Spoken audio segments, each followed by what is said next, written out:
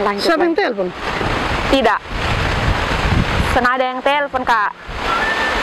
Kak, berarti sore kita jadi jalan-jalan kok. Jadi semua kau suai janjian namo.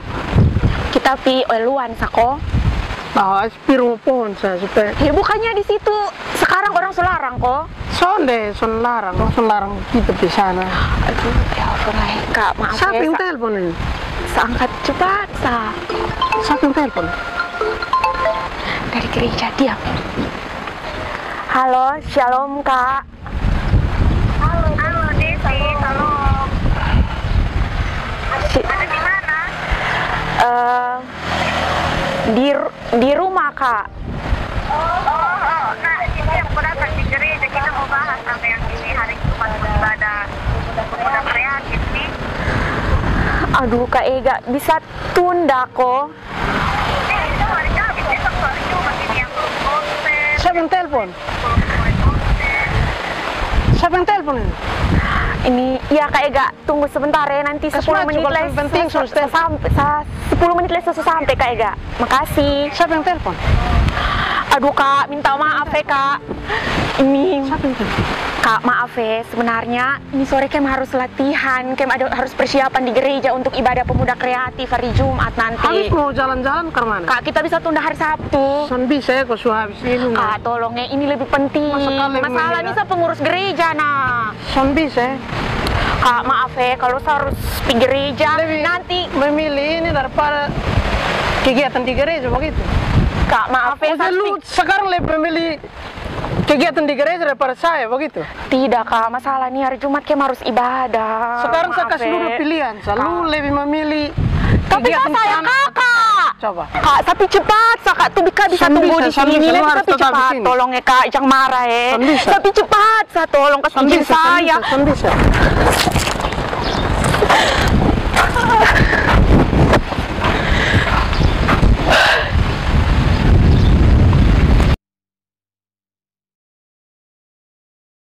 Oh lu begitu ya, lu lebih pilih gereja daripada saya ya? Lu tunggu.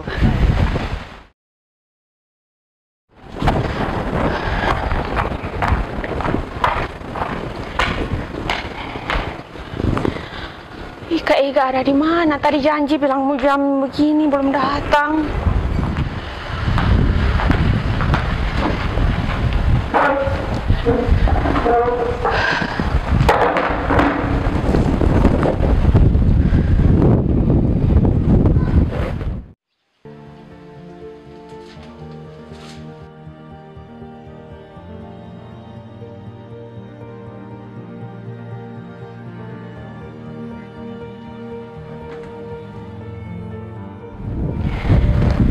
Ih, saya harus ke mana ini?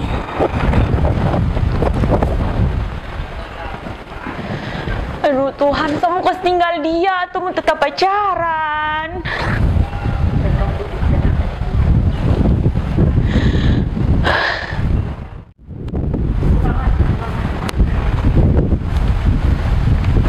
Salam Desi. Kenapa? Hei, ini anak kenapa nih? Sabar. Desi kenapa? Tidak Kak ya? So, dimain hari ke lain. Ada kenapa nih cerita? Sonde Kak Ega. Desi sebenarnya kenapa? Kak Ega, kita bisa tunda ibadah. Kenapa? Nih, begini Kak Ega, ini ada masalah, jadi kita bisa tunda. Masalah apa nih? Cerita saudara. Begini Kak Ega, ini sebenarnya saya bingung memulai dari kata apa, berakhir dari apa. Kenapa cerita sa? Ini Kak Ega tahu Kanus toh? Iya tuh, dengan kamu pacaran berapa lama? Sebenarnya kalau omong lama ini Kak Ega, kami ini tahun masuk tahun kelima. Wih, lama ya berarti. Kenapa Kanus? Kanus kenapa? Sonde Kak Ega, sebenarnya nih, saya kayak bingung mau cerita dari apa ini. Maksudnya mau mulai ke mana? Kenapa apa? Cerita sa. Saya cerita di Kak Ega. Cerita sa. Saya takut menangis Kak Ega. Kenapa apa menangis itu yang lebih bagus? Cerita so, daripada pendam sendiri. Ceritanya Kak Ega. Cerita so. Jadi nih begini Kak Ega. Sering kanus nih pacaran lama yang kita bisa bilang kami sekarang nih ini tahun masuk tahun kelima. Tapi saya sudah tahu akhir-akhir ini nih dia sifat saya nih kayak kemana ya, kayak berubah. Berubah kemana? Kayak maksudnya yang pertama itu dia terlalu baik Kak Ega. Pokoknya dia selalu kasih motivasi di saya dalam sapu kuliah, terus semua yang saya lakukan itu dia selalu kasih motivasi. Tapi masuk yang ke tahun-tahun terakhir, Kak Ega dia kasar nih, tapi dia nih mau pukul saya Kak Ega. Kok? Astaga. Kak Ega, tapi susu sayang dia kemana ini? Nah kemana su? Tapi kalau sudah hampir berani mau naik tangan tuh kemana su dia bercerita? Apa Kak Ega? Masalah saya nanti mau cari orang baru lah. Begitu tuh lebih kasih lepas sama ke saya nih. Saya ini juga ada bingung Desi. Masa kosa penyong nih terlalu kekang-kekang saya pergaulan. Tapi dia son pukul Kak Ega atau dia son pukul, mah dia terlalu overprotective. Mau bikin ini itu dia harus tahu, baru dia harus tahu deng siapa, bikin apa, di mana, jam berapa, apa-apa harus video call, dia harus lihat yang saya ada bikin apa deng siapa. Kalau deng laki-laki itu nanti pulang tuh sabun karena mengomel tuh apa tengah apa, bayangkan. Saya juga pikiran, jadi kayak begini nih son mau tahu mau kasih usul saran ke mana. Kita masalah juga hampir-hampir sama. Tapi dia sayang Kak Ega. Son tahu kalau dia sayang pasti dia son kekang saya pun pergaulan jo. Kak Ega jadi harus ke mana sekarang? Begini so, kita kalau bercerita nanti son ada jalan keluar. Kemana kalau kita di Ibu Pendeta, ini jam berapa, ini kita pasti Ibu Pendeta sana ada pelayanan. Kak Ega jangan masalah nih kita Ibu Pendeta tahu kita anak kayak biasa aktif di gereja baru kita begini masa nanti bilang ini anak dong tahu yang baik tapi dong tetap begini malah lebih bagus. Tapi Kak Ega saya takut. Soalnya apa-apa bercerita dengan Ibu Pendeta itu terlalu santai. Masuk kita Ibu Pendeta, masuk. Kenapa apa? Salam, mari masuk. Duduk. Salam. Kakak berdua apa kabar? Bye-bye Sako. Kabar baik, Mak. Baik, Mak. Karmana jangan sampai ada perlu kok. Son, memang kami datang kok mau bercerita sa. Mak ada waktu Kak atau perjalanan? Mama sibuk kebetulan mama hanya baca-baca Alkitab. Oh, baik. Karmana. Sebenarnya tadi kami dari gereja kami ada mau siap untuk ibadah pemuda kreatif, tapi di Kak Ega duduk kami datang ke sini. Karmana ada masalah apa? Mak masalah hati Mak, Masalah anak muda dong.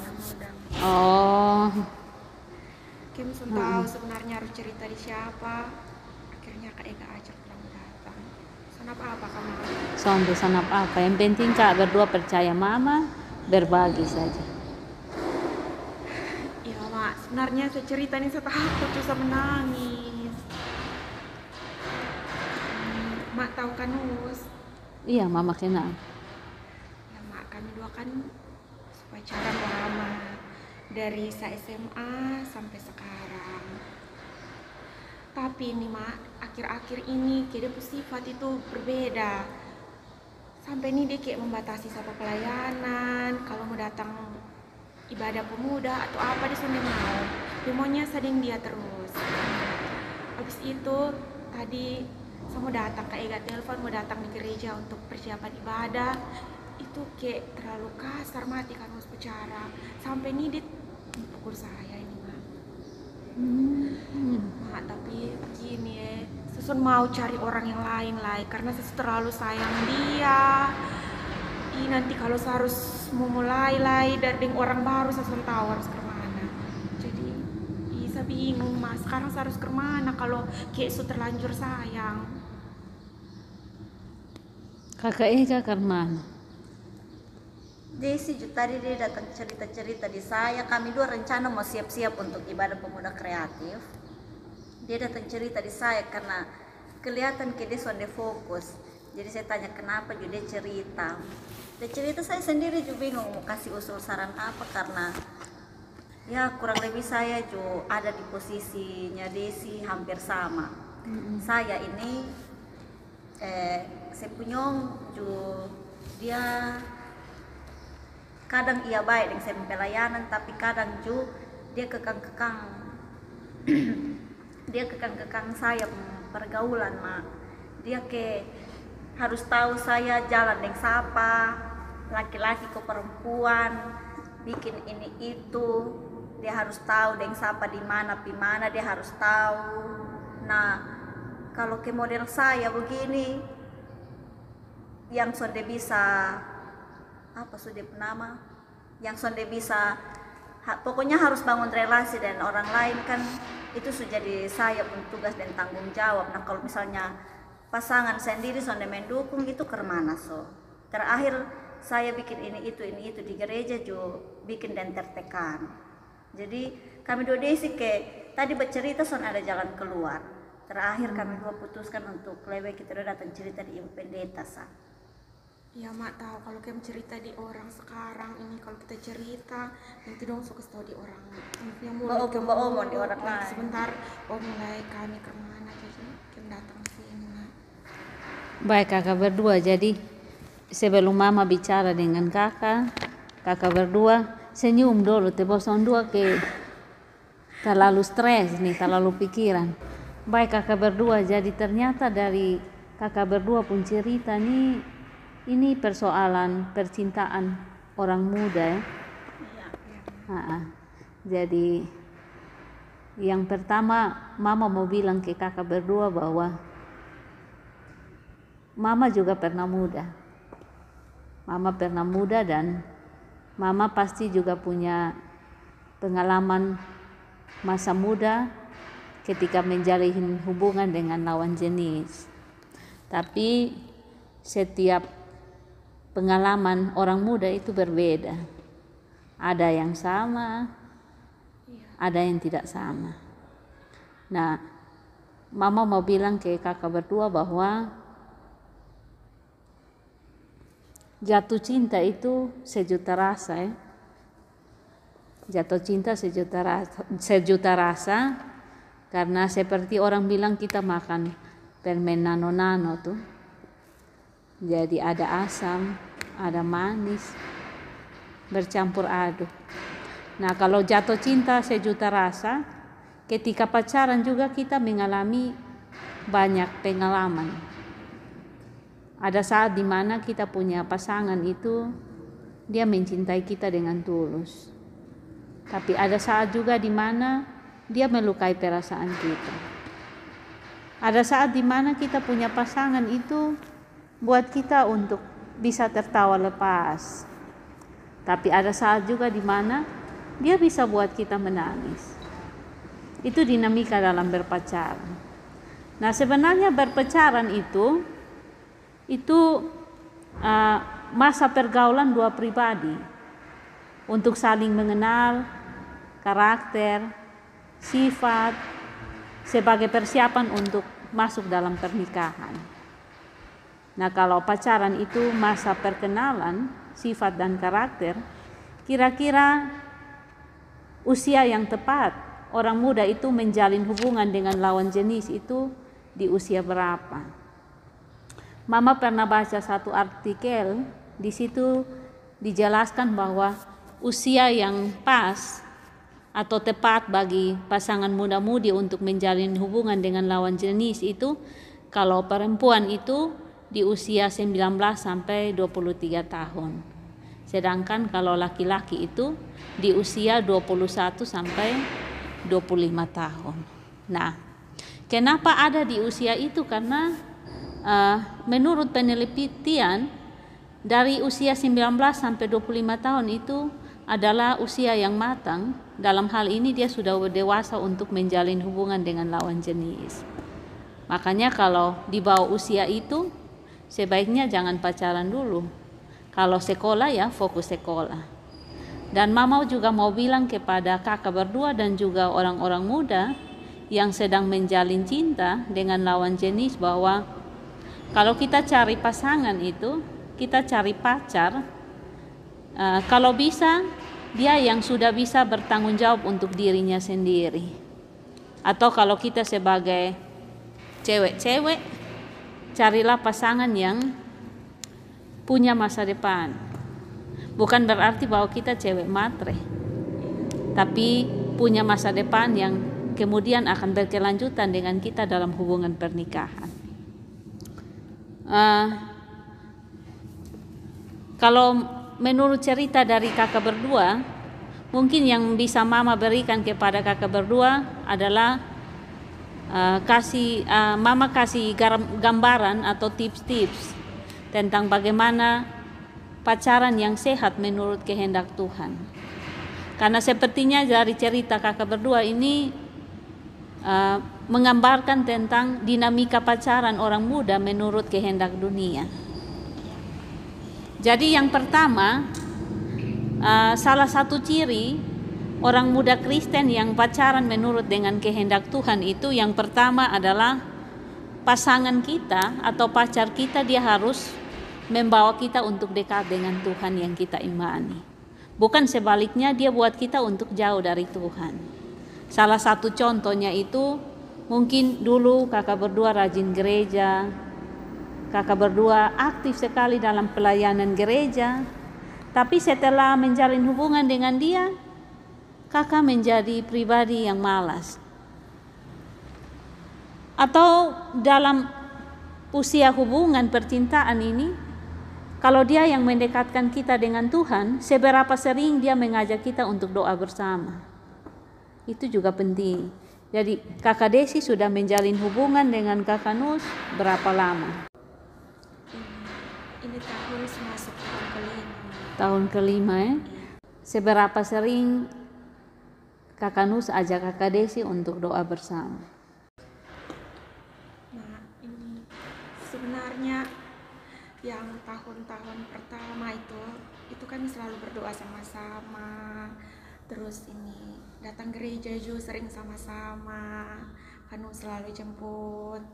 Tapi masuk tahun kedua, ketiga, kedua masih agak baik. Ketiga mulai menurun. Tahun keempat dengan yang masuk ini tahun itu saya kayak lihat kayak kemana ya, kayak Kanu beda. Maksudnya Son pernah ajak untuk berdoa lagi. Jadi saya yang biasa berdoa sendiri. Nah, kakak Ega seberapa sering dengan pasangan doa bersama? Kami bahkan mungkin sonde pernama karena selama pacaran kami LDR.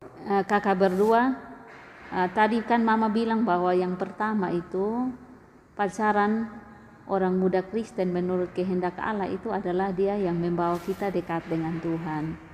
Tapi sebagai contoh, seberapa sering kita punya pasangan itu ajak kita untuk doa bersama. Kakak Desi bilang awal-awalnya sering, tapi dengan berjalannya waktu mulai malas untuk ajak doa bersama. Sedangkan kakak Ega bilang sonde pernah. Nah, ini salah satu tanda bahwa pacaran menurut kehendak dunia bukan menurut kehendak Tuhan. Nah, hal yang kedua itu pacaran yang sehat menurut kehendak Tuhan itu adalah kita harus mencari pasangan yang seiman. Kenapa harus seiman? Karena yang namanya gelap dan terang itu tidak pernah menyatu.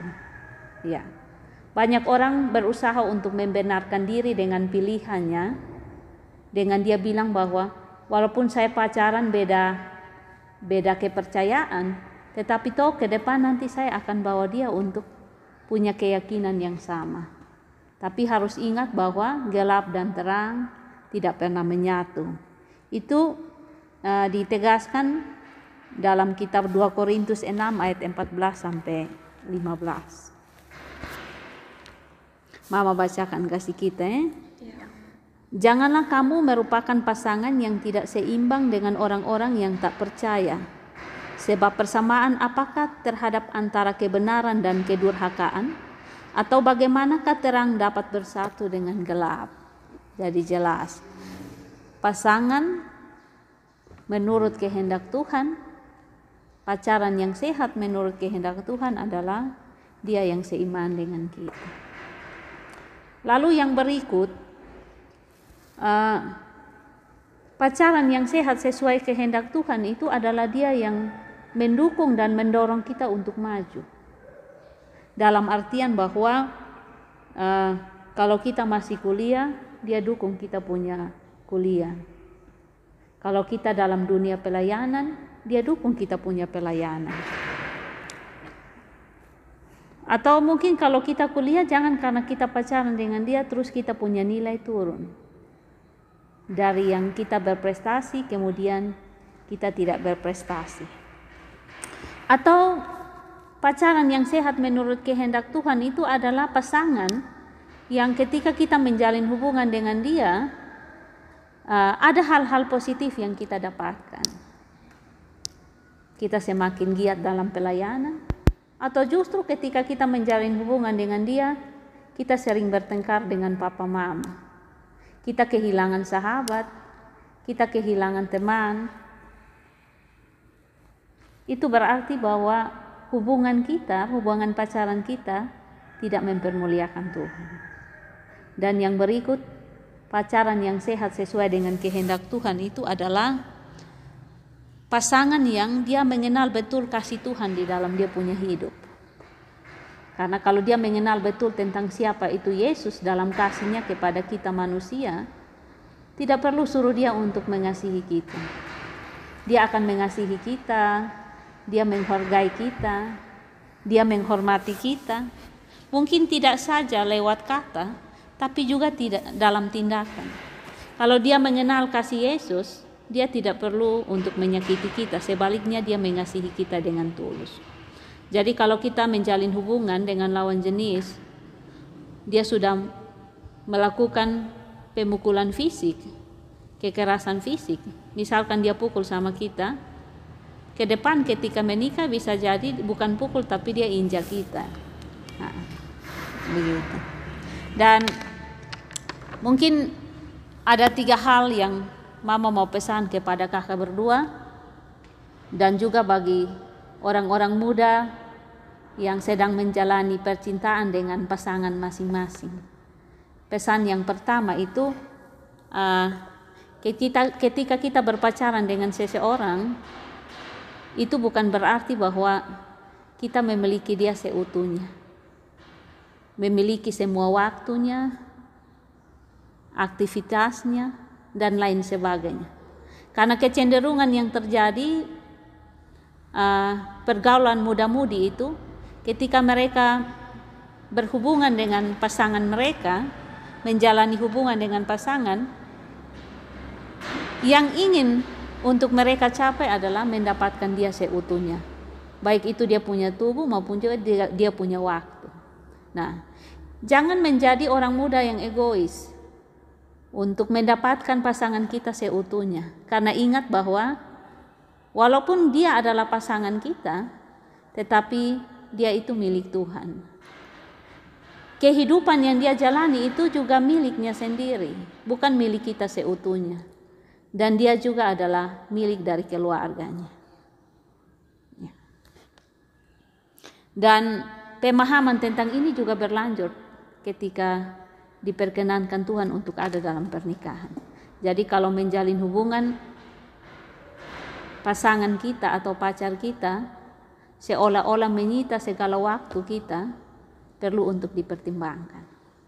Hal yang kedua yang Mama mau bilang sebagai pesan untuk kakak berdua dan juga orang muda, bahwa pasangan yang baik menurut kehendak Tuhan adalah dia yang membawa kita untuk dekat dengan Tuhan, bukan membuat kita untuk jauh dari Tuhan.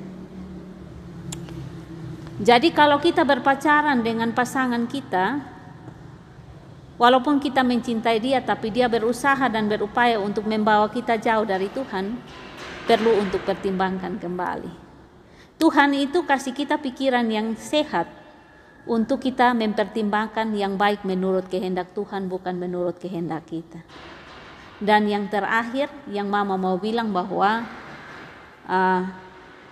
bagi pasangan muda-mudi, Jangan berpikir dan berupaya untuk bagaimana kita membahagiakan pasangan kita. Tetapi yang paling penting adalah marilah kita berupaya dan kita berusaha untuk melalui hubungan kita, nama Tuhan yang dipermuliakan. Mungkin itu saja yang Mama bisa bagikan. Segala keputusan, pertimbangan ada di kakak berdua. Ya Mak, terima kasih banyak. Sekarang kalau saya sudah sedikit lega, terima kasih Mak. Makasih Mak, kami benar-benar dapat pencerahan betul-betul.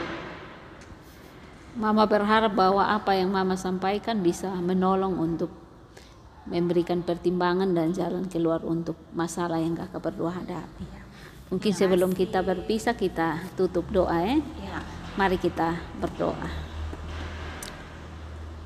Terpujilah Allah yang kami muliakan di dalam nama Yesus Kristus yang menganugerahkan cinta kasih bagi kami umat manusia. Ketika kami menjalani hubungan dengan lawan jenis, itu sesuatu yang alami. Karena Allah menganugerahkan cinta kasih bagi kami untuk kami mengasihi orang-orang yang ada di sekitar kami. Tetapi terkadang dalam dinamika hubungan kami menyimpang daripada kehendak-Mu. Karena itu ya Tuhan Yesus, kami mohon hikmat dan petunjuk-Mu, agar biarlah dalam hubungan percintaan kami sebagai orang-orang muda, kami dapat mempermuliakan nama-Mu. Jika kami berjalan salah, berilah petunjuk-Mu, agar kami dapat berjalan di dalam kebenaran bersama Engkau. Di dalam nama Yesus Kristus kami berdoa. Amin. Terima kasih banyak Mak. Kami permisi. Shalom.